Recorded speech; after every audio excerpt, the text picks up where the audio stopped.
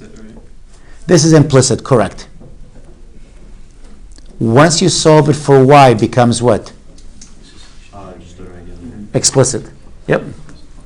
This is known as implicit. When it's in this format, because it's not solved for y, once you solve it for y, and if you solve it for y, you'll have what? 2y equals what? Negative x squared plus 1, and y equals what? Negative x squared plus 1 over 2. Yes. I was about to write 1/2, but I'll take that.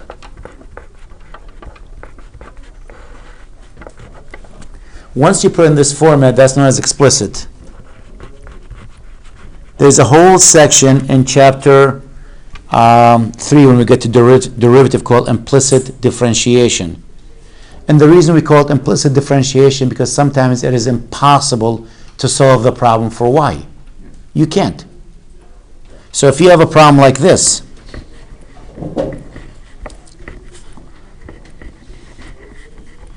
Take the derivative of x anyway. yeah, but just to solve it for y, you can't. I can't solve this for y. So the format that this one is called implicit format. If I didn't have the y here, not a big deal. So if I had it looking like this, which is still implicit for now, oh, well, let's say I have the y even there. I didn't mean to write that, but I screwed up both times. But I can still solve it. Yeah, you can just divide by y. Yep, I can factor y out first.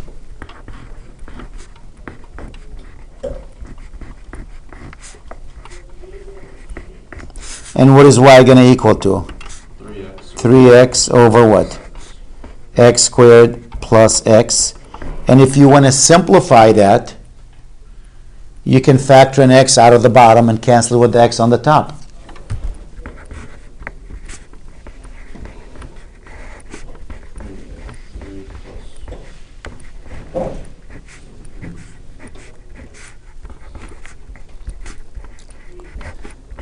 So I managed to take this implicit problem, change it to explicit now. But that one I couldn't do it. Because if I factor y out, I still have another y here. So there's no way I could have done that. Now while I'm at this, because that's where we're going with this actually, it's the domain. We're saying this is the simplified version of this one. Is this really true? Are these two equal? Yes. Let's look at them. We think they are equal. What's the value of this when x equals 0? 3 divided by 1? 3. What's the value of this when x equals 0? 0, 0. Are you sure? No, it's indeterminate. 0 over 0. Right? Can you divide by 0? So they look almost the same with the exception of one single point. That's when x is 0. So if you want to make sure that these two are equal, well, you have to say x cannot be 0. If x cannot be 0, That's off the screen. oh, or if I said this one, I'm sorry, if I said x cannot be 0 in this one, that's not the domain. I'm saying if x cannot be 0, then these two are equal. Because beside the 0, these guys are identical. Except when x equals to 0. This does not have an answer, and that one has an answer. So I got to say x can't be 0 in this one, and can't be 0 there. If I say x cannot be 0, x cannot be 0, then you're okay. They are equal to each other. So now we're going to be talking about the domain. There's a value here. If I'm looking at this or this, there's a value that I can't use. Let's take the top one. Without simplifying that, if I said to you, what is the domain?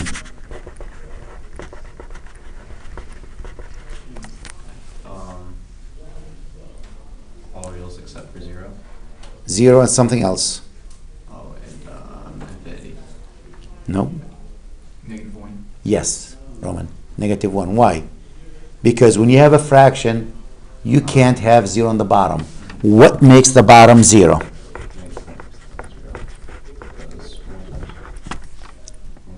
Notice you can factor an x out. What's left? x plus 1 equals to 0. That means x equals to 0, or x plus 1 equals to 0, x equals negative 1. There are two numbers we can't use. So my domain, x such that x does not equal to negative 1, or x does not equal to 0. If you don't like to write it this way, and I'll take my time.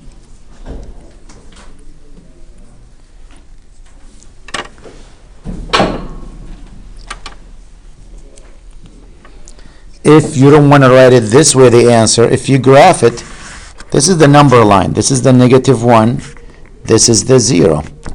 So it's not negative 1 and it's not 0. That means what? All the other values. This, and this. That's your answer. So if I decide to write that in interval notation, from where to where? What's this value right here at the end? Infinity. And what is it at the end here? So from negative infinity to where? To negative 1, parentheses means not included, or that's union, add to it, union, from negative 1 to 0, or add to it from 0 to infinity. That is my domain for that. Now if I take this one here,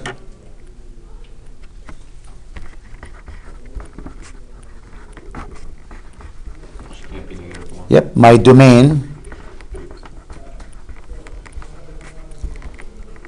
x such that x does not equal to negative 1. Any number but negative 1. So the difference really is that one point right there, there's 0 between them.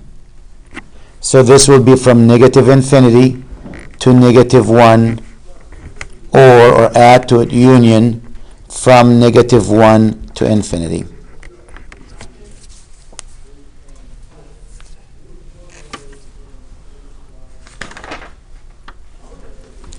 We call these points points of discontinuity. Your function has a hole in it.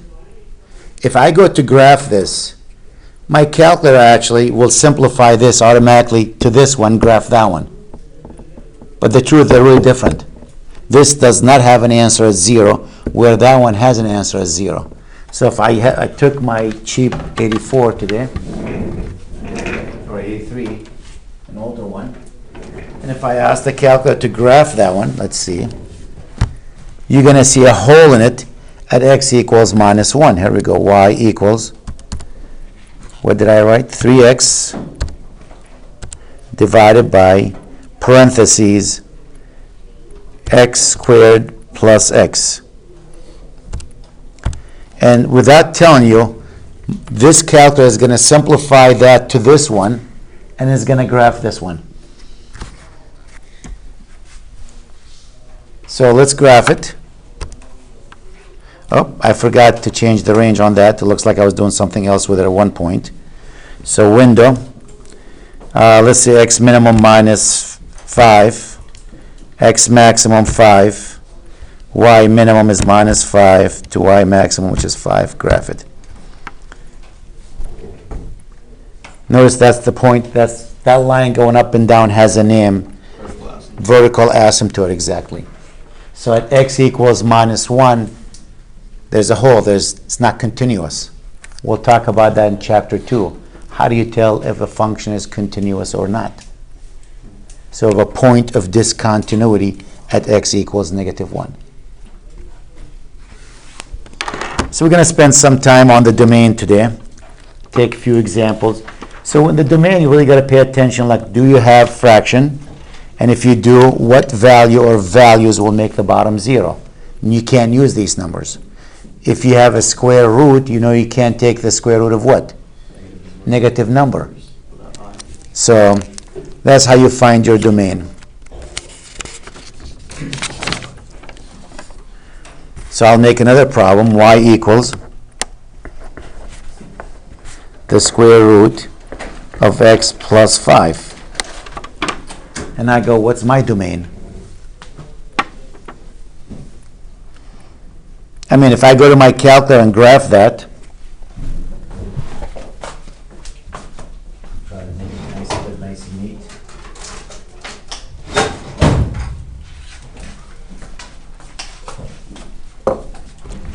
I can graph it by hand. I can graph it on the calculator. It doesn't really matter. I know what the square root function looks like. But if I graph this, it's going to look like this. This is the negative 5.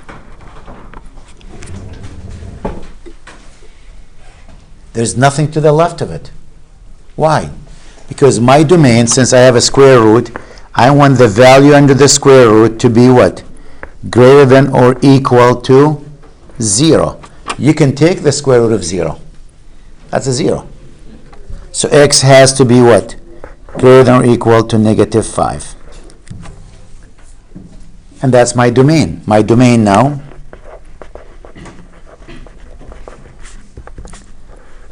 is x such that x is greater than or equal to negative 5. This format is known as set notation. Because you see that symbol for the set? I'm writing the answer in set notation.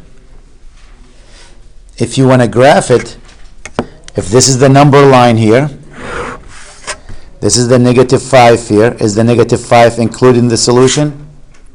Yes. And to where? To the right of that. So where's my answer? From where to where? An interval notation that says from negative 5 to where?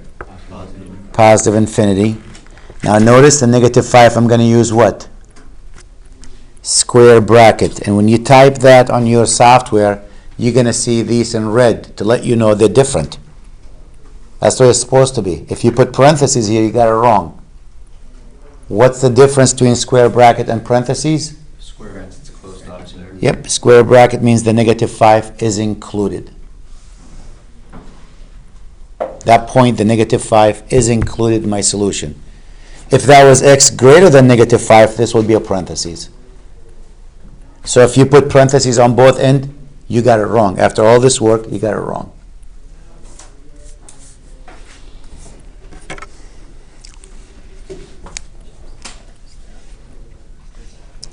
I'll try a couple more.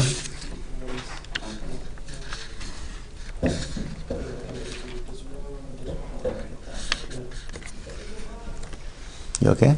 Okay. Yep. I just want to make sure you understand it. That's what I'm waiting. Let's say y equals 7 over the square root of x minus 3. I changed the problem just a little bit there. I'll make it even 7x on the top. Doesn't really matter what I have on the top. You want 7x plus 3? Go ahead. Put anything you want to.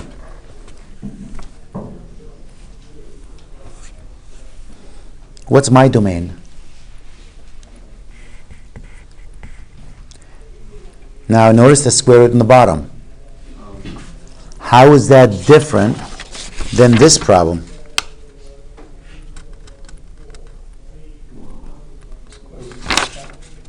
Yep.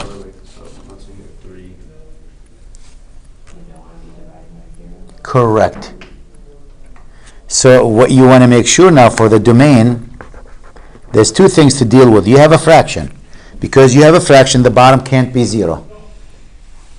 And you also have a square root. You want to make sure the value under the square root is actually greater than 0. It can't be negative, but it can be 0. In this case, it can't be 0. Because if it's 0, that fraction will be dividing by 0. So x will be what? Greater than 3. So when I graph that, this is the 3 here. This is infinity. Greater than, that means open circle, not included. And now my answer from where to where? From 3 all the way to infinity. Neither one is included.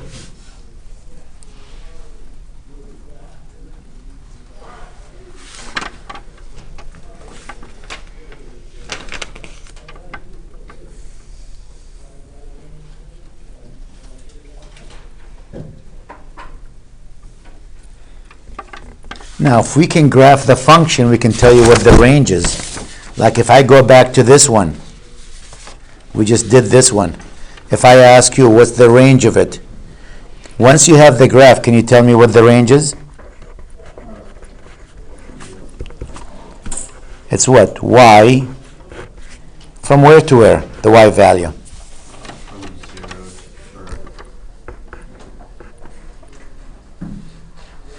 From where? Looks like 0. To where? The range is the Y value. The Y value starts here and goes all the way up. So greater than 0. That's where your range is. So the domain here is this. The range is going to be what? From 0 to infinity. Remember, the range is the Y value. So you have a Y value here. You have a Y value here, here, all the way up there. Yes? So you can only find that out then from graphing? Well, not true. Well, that's one way of doing it. You can also find the inverse function. And if you remember your inverse, the domain of the inverse function is the range of the original one. So you can do it that way too. Yeah. But if you have the picture in front of you, then it makes it easy. So like for example, I have no idea what that graph looks like. So if you ask me what's the range, so I might cheat and go to my calculator and say, let me see what actually that equation looks like. Let me graph it. Let me type it in here. And here we go. Parentheses 7x plus 3 divided by the square root. The square root of what? X minus 3. And I say graph it. Let's see if I can see a picture there.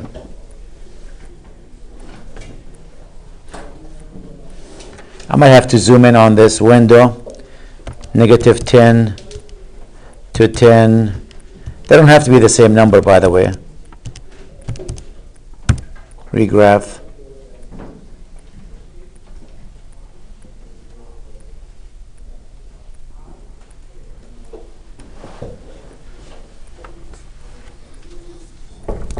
I don't see anything on the right. Let me see if I copied the problem correctly. 7x plus 3 divided by the square root of x minus 3.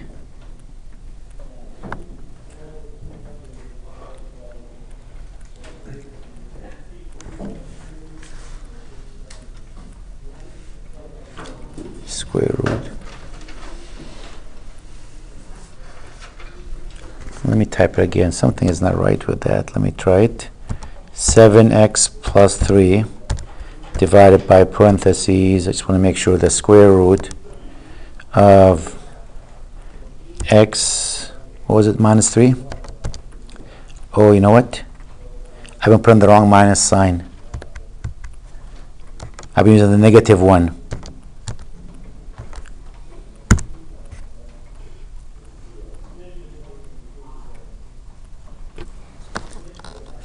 So the value must be, let me zoom in even more. I shouldn't have any value for x less than negative 3. For x less than 3, right? I don't even have to worry about that. So the x minimum, I'll make it a 2. X maximum is 20. Y minimum, I don't know, minus 50. Well, 50 will be really small. Minus 30. Y maximum is 30. I might not be able to see it because if you change the scale, here we go. Can you see it on the top portion of it? So that says, you know what, don't waste your time even with the negative one. Let's zoom in with the window. I don't even need any minimum value for y. Let's make it a 0. Use the whole screen. And I wonder what the bottom of that graph is. So I have to find out what the bottom number is on that picture, and my range becomes from that point up. I can zoom in even more because it looks like it doesn't really start till what, the 20th? Let me make the y minimum 20 even. Maybe I can have a better picture. Y minimum is 20.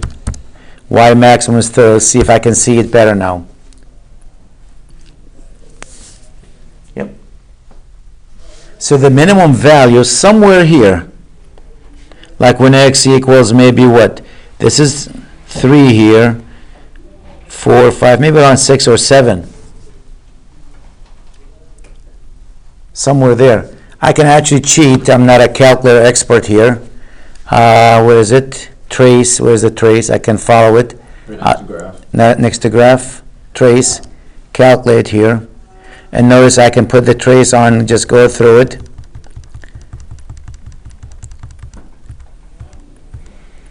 Somewhere there. Look what the y, it looks like the x value is what?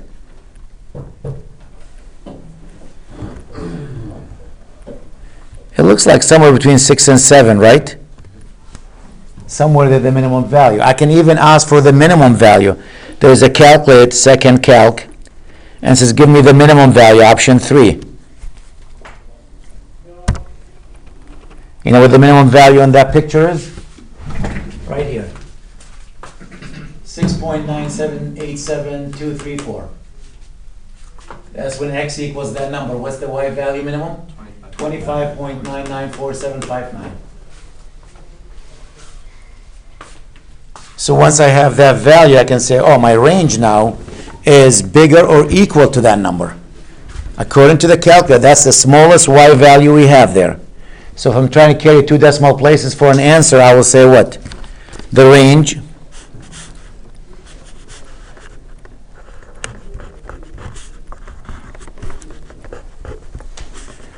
the y value, that's 26, or the domain here. The range, it looks like 26 roughly.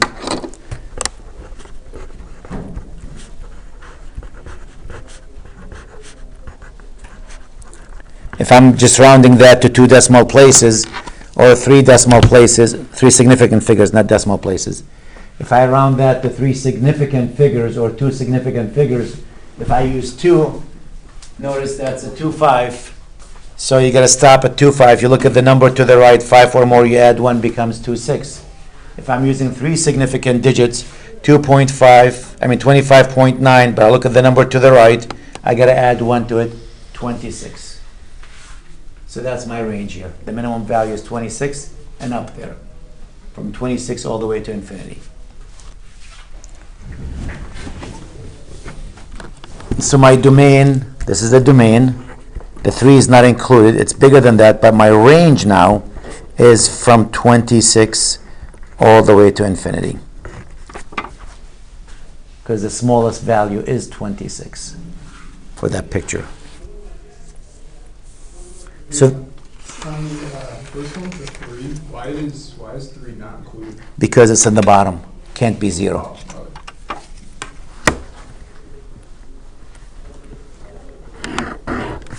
So the graph, or if you graph it, this is like the 3 here. You have a vertical asymptote at 3. This is x equals to 3. That's your vertical asymptote. So the graph comes like this. Then it goes back up there. And this value here is 26. So that's why you range from 26 all the way to infinity, the y value.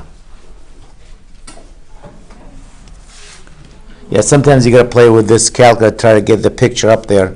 There's one actually, zoom, enter the zoom. And where's the full zoom? Zoom out, zoom in. Notice you can go zoom in. And we'll give you the picture, zoom in. You can say zoom, zoom out. That's the same. How about? You have to enter after you hit zoom. Actually zoom. Where's the zoom? So you have to enter twice. Oh. Oh, I see. Yep. So this is the zoom. So you hit the enter twice. Notice it goes back up there. 25.967. That's an x is 6.97. That's where that minimum value happens. That's the smallest y value in the picture we call the minimum. That's where it happens. At x equals 6.97 or 7 almost, the y value is almost 26. Yeah.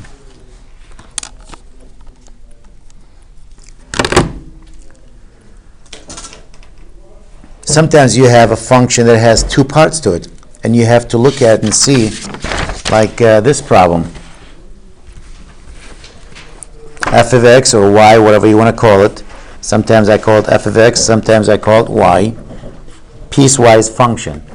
It's 1 minus x when x is less than 1, and it's the square root of x minus 1 when x is greater than or equal to 1.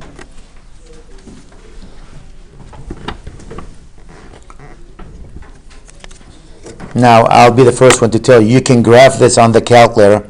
Me personally, I don't know how. How to write it like this and graph it as one function. I can write them as two and take an eraser and do each one and put them together, but I know what each one looks like, so I don't need the calculator for that. Now, if I'm looking at the bottom one first, is you can only use this when x is greater than 1. This is the 1. X is 1. When x is 1, what's the value? What's 1 minus 1? 0. What's the square root of 0? 0. So this part will look like this. That's this one. Square root always looks like that. Every single time. Starts at 1. Now let's look at this. I know that's a straight line coming down, has a negative slope. Slope is negative 1, right? For this one? So when x is 0, what's the value? 1. The slope is negative 1, so if you graph that, it looks like this. It's a straight line. So the graph looks like this. Now, when we get to chapter 3 here, this point is a problem for us. Actually, in chapter 2, you'll see that. Yeah, the derivative does not exist there. The limit does not exist. It's positive on one side, negative on the other. Not the limit, I mean the slope. How'd you get where that one was right there? Here? Yeah. Well, it's a straight line. All I need is 1 point and the slope. Alright. So I know when x is 0, the y value is 1. And the slope is what? Negative 1. For every one step to the right, you're going to drop 1. So this is 1, and that's 1. So I know it's going like that. So what's my domain for this? Where's the x value going? From where to where? So first of all, it's negative infinity to 1. Top portion. The domain. From where to where? Look at the picture. All real numbers? Yes. You can use any number. So we write that from where to where? From negative infinity to where? To infinity. You want to say from negative infinity to 1, then from 1 to infinity? Why not just go from negative infinity to infinity? You're including all these numbers. And what's your range? From 0 to where? To infinity. And notice there is a value here, so that's why the 0 is included. When x is 0, y is 0. So my range for that from 0 to infinity.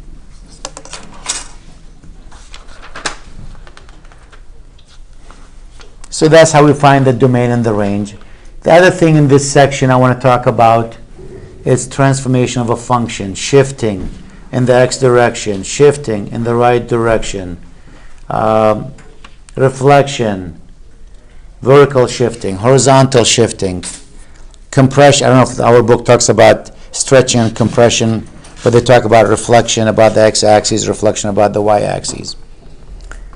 So let's talk about that transformation of functions. So we're still in the same section.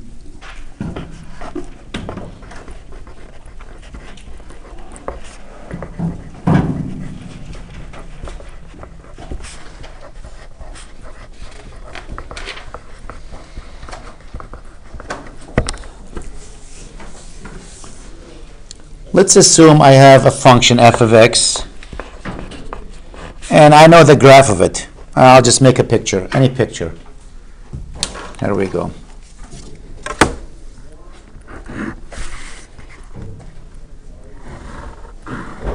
Let's say f of x looks like this.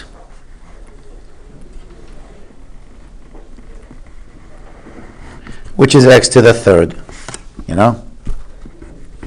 That looks like the graph x to the third. I just picked one.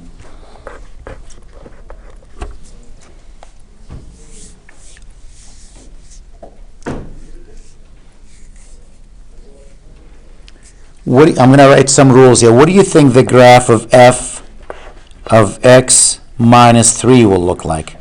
First, what is x minus 3 as a function? That would be what?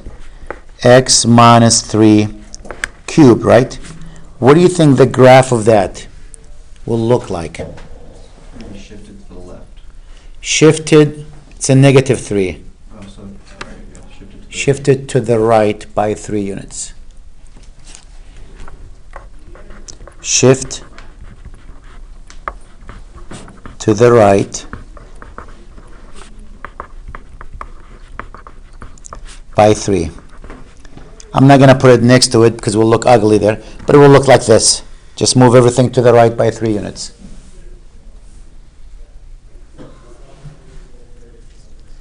What about f of x plus 4 will look like? That'll be shift which way? Left.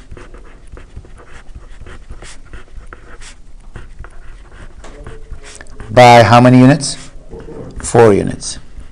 And so forth. Well, let's make a set of rules for these so you'll have them all. I don't want to use this function. I'll use any function. That's called horizontal shifting. Shifting in the x direction, horizontally. There's also something called vertical shifting, up and down. So let's just make a rule for all these. I just want you to see that. So this one here, f of x plus 3, will look like this.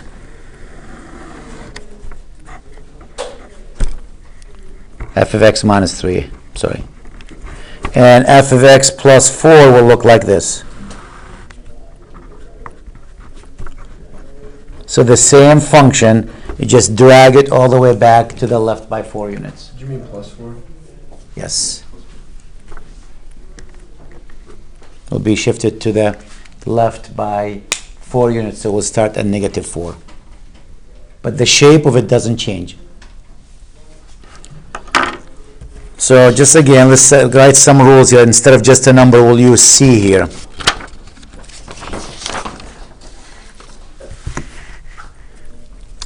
If I have y equals f of x, whatever that graph looks like, what is f of x minus c is going to look like? Shift which direction? To right by c units.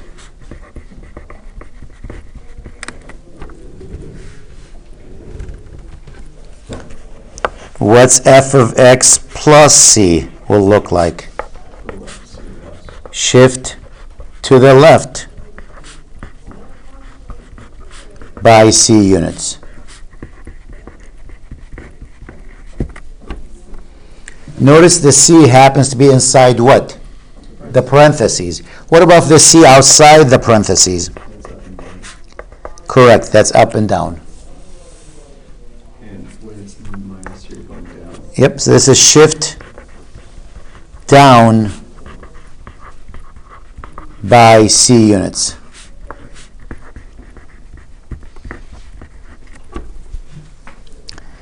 And when it's a plus, that's shift up by c units.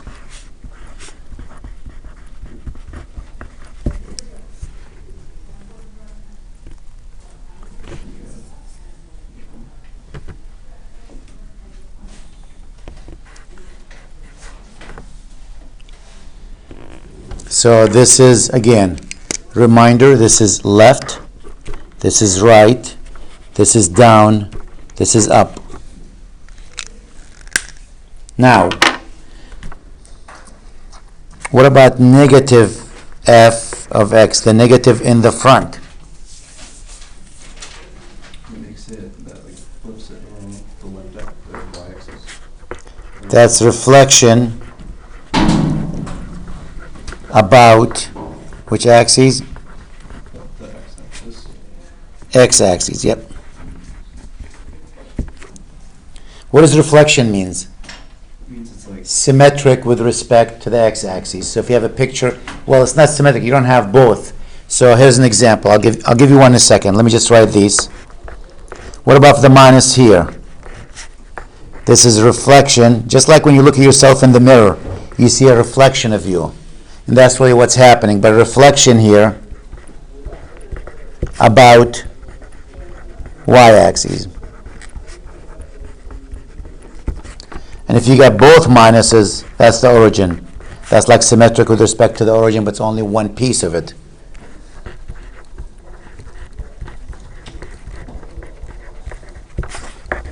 I'll give you examples in a second.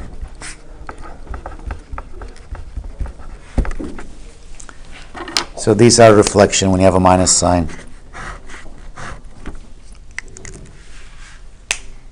So these are all the rules about transformation of function. Our book doesn't talk about if you change that number instead of 1 to a 2 or 3, what will happen? If you put a 2 or 3 in the front, if that number is more than 1, that's called vertical stretching. If you put a number between 0 and 1, that's compression. And if you put these numbers in front of x here, like 3x, that becomes a compression in the x direction. If you put 1/2 of x, becomes stretching. But our book doesn't talk about them, so I'll leave them out. I didn't see them anywhere. I took a peek there.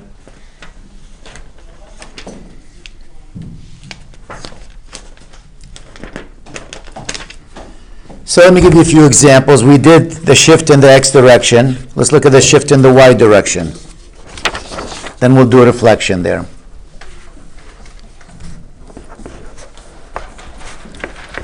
Let's say y equals x squared. We all know what that, well, I shouldn't say we all. Most of us know what the graph looks like. That's a parabola.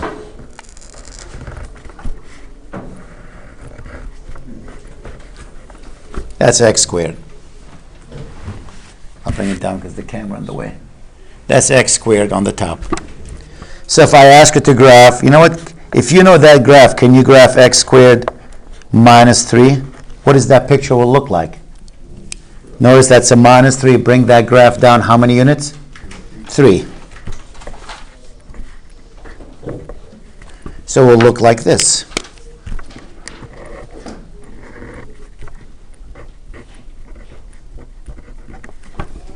Shifted down by 3 units. Can you tell me what y equals x squared plus 2 will look like? Move that graph up by how many units? 2.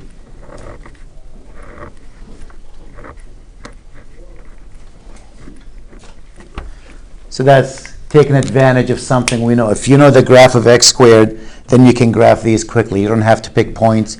You don't have to look for symmetry or anything. Just shifted up and down.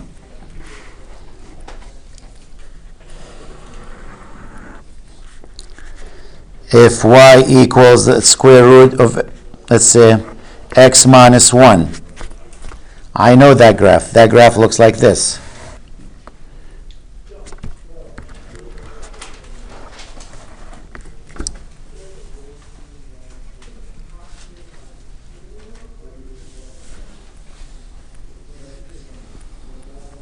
What about if I ask you to graph y equals minus the square root of x minus 1?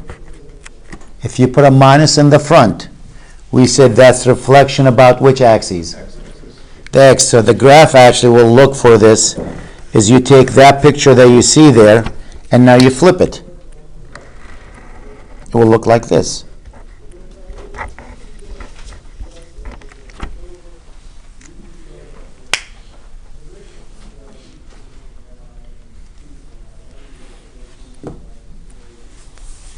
That's reflection about the x-axis. I can squeeze one more. F of x, I'll use f of x instead of y, equals the square root of x. That picture looks like this.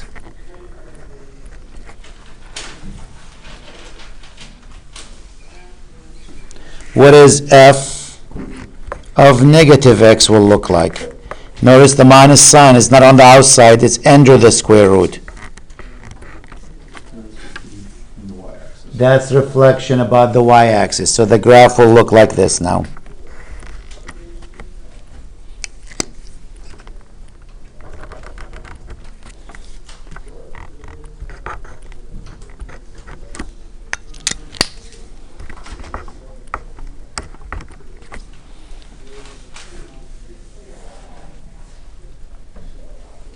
And if you have another minus sign, like minus a minus, reflector about one, then reflector about the other one, just like symmetric with respect to the origin. We did that last time. But these are some shortcut we use sometimes when we graph in a function. Instead of picking points, oh, I know what the graph of the square root of x looks like. So if I want this, just flip it over. If the minus sign was in the front, flip it down. If I have a plus number on the outside, move it up. A minus number on the outside, move it down. If the plus and the minus next to x inside the parentheses, that's move it in the x direction. So this is some of the transformation that our book talks about them. And the last thing I say our book talks about is called composite functions. Then this section will be done.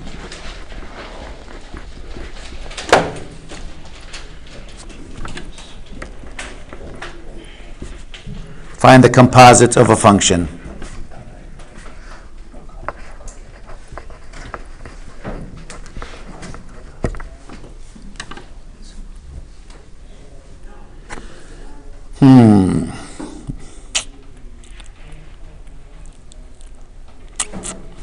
Let's take this. Let's assume you have f of x, some function equals 2x plus 3.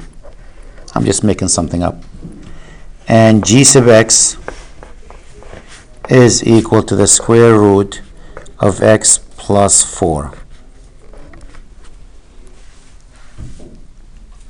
Composite function, you've probably seen these look like this. F composite g, I call them the fog and the guff. Or g composite f of x. So if we ask you what is f composite g of x, what does that mean? Means like f of g of x. Exactly, that means f of g sub x.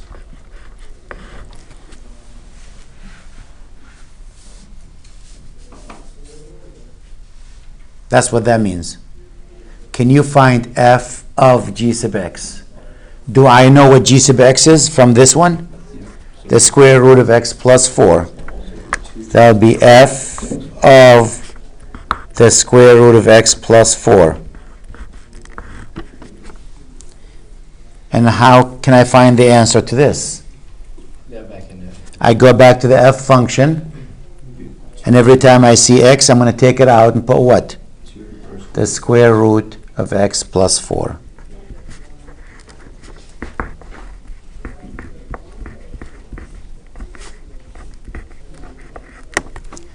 And that's what the fog of x is.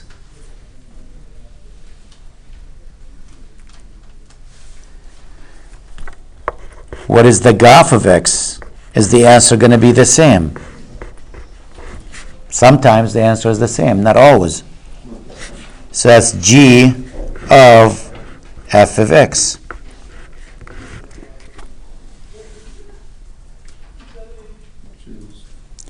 We know what f of x is. So g of 2x plus 3.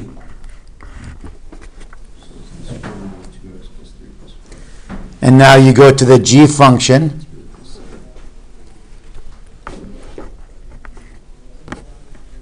Give you a chance to catch up there.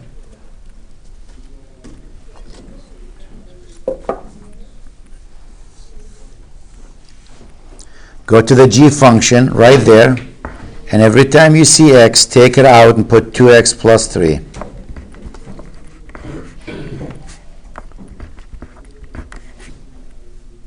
So we're going to have what? The square root of 2x plus 7. Notice the two answers are not the same. I said, in some cases, the answer is the same. There's a few cases. Why are we interested in fog and goff? Because that's one way to test to see if you have an inverse of a function. If g was the inverse of f, or f was the inverse of g, your answer will always be x. That's one way to test to see if these are the inverse of each other. So if g was the inverse of f, fog of x will always give me an x, the goff of x will always give me an x. That's one way to test to see if the two functions are the inverse of each other.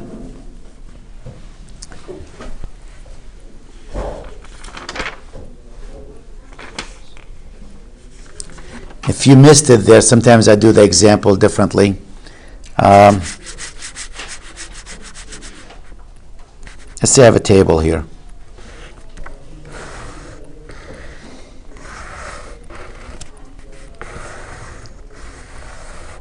Hope I don't get you confused.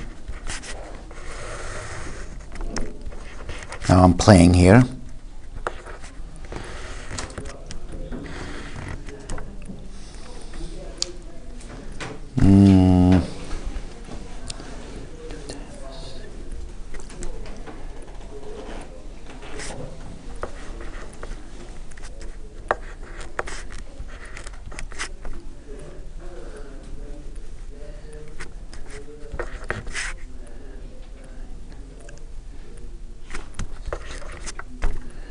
Let me try another one here.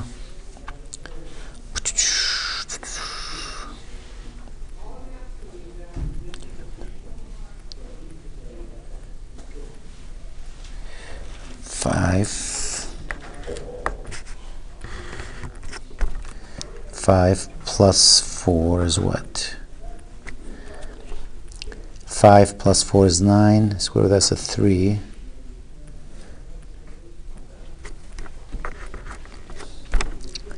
And f will be what? 2 times 5, 10, that's 13. 9. 2 times 9, 18. 18 plus 3 is what? 21. And this will be what? If it's 9, 9 for 13. I'll just leave it like this. If I ask you what is the fog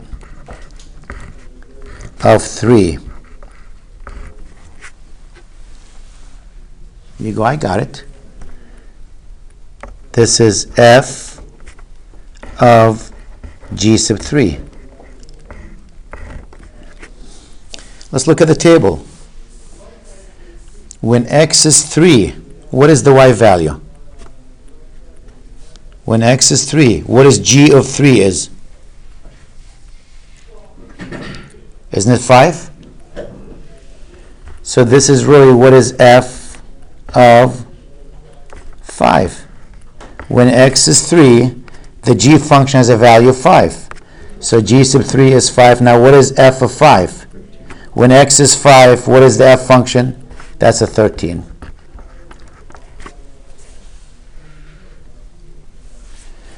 I had a number in mind, but I forgot. The goff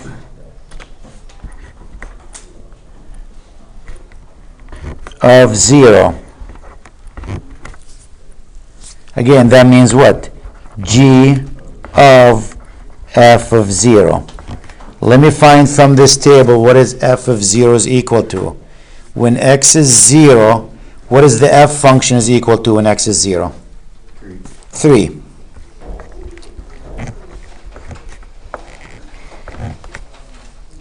And now when x is 3, what is the g function is equal to?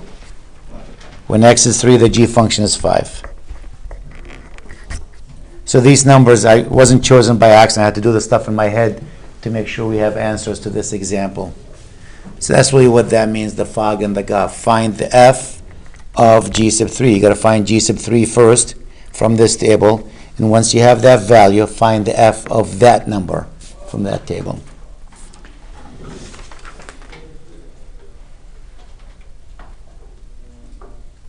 The last thing, the book talks about odd and even function, which we talked about last class. Odd is symmetric with respect to what? The origin. Even is symmetric with respect to y-axis. We discussed that last class. So just in case you forgot, I'll just write it down, then I'll end the video. Odd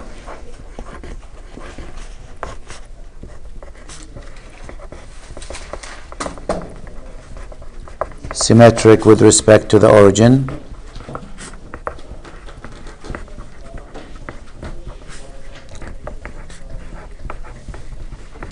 And I think I wrote that last time. I said f of negative x equals minus f of x.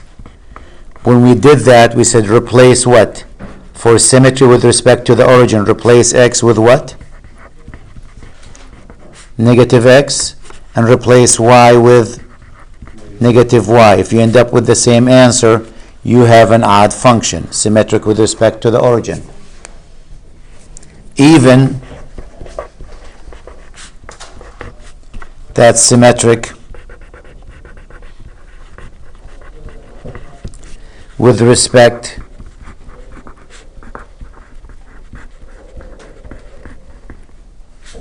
to y-axis.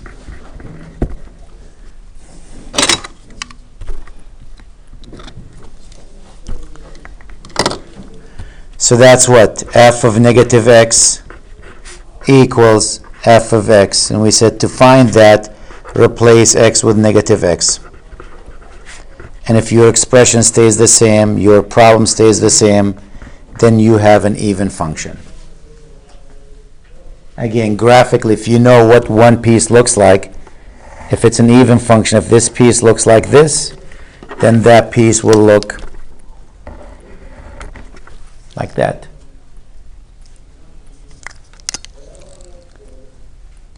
Odd function, as I said to you before, I have a horrible imagination.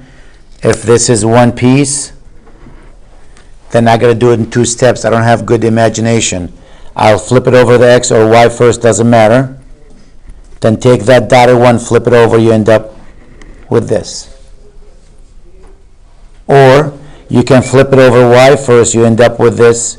Then you flip it over x, you end up with that piece. So it doesn't matter which one you do first, but you got to flip it twice. Once with respect to x, then once take the newer one. If you go with respect to x, that's the new one, the dotted one. Then flip it over to get that one. Or flip it with respect to y first, that's the dotted one. Then flip it over and you get that piece. So those are not part of the graph. Those are just steps in between to get us to that piece.